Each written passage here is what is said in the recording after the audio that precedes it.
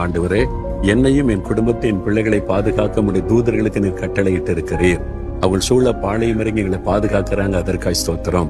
என் பிள்ளைகள் ஸ்கூலுக்கு போறாங்க, என்னுடைய மகள் கல்லூரிக்கு போறாங்க, அவங்களை பாதுகாக்க முடிய தூதர்களுக்கு கட்டளையிட்டு இருக்கிறீர்.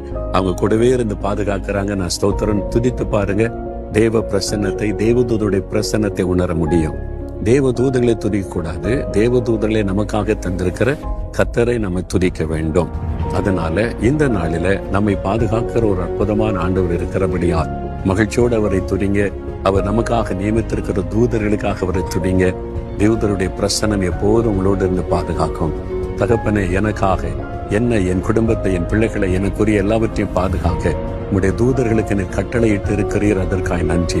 அவங்க சூழ பாளையம் இறங்கி என்னையும் என் குடும்பத்தையும் என்னை சார்ந்த எல்லாரையும் பாதுகாக்கிறதற்காக ஸ்தோத்திரம். நான் அதை விசுவாசிக்கிறேன். எப்பவும் கூட இருந்து பாதுகாக்கிற தேவனுக்கு ஸ்தோத்திரம், ஸ்தோத்திரம். இன்றைக்கும் யாரும் எனக்கு தீமை செய்யாதபடி என்னை பாதுகாக்க தூதர்களுக்கு கட்டளை கொடுத்து விட்டீர். ஸ்தோத்திரம். இயேசுவின் நாமத்தில் ஜெபிக்கிறேன். ஆமென், ஆமென்.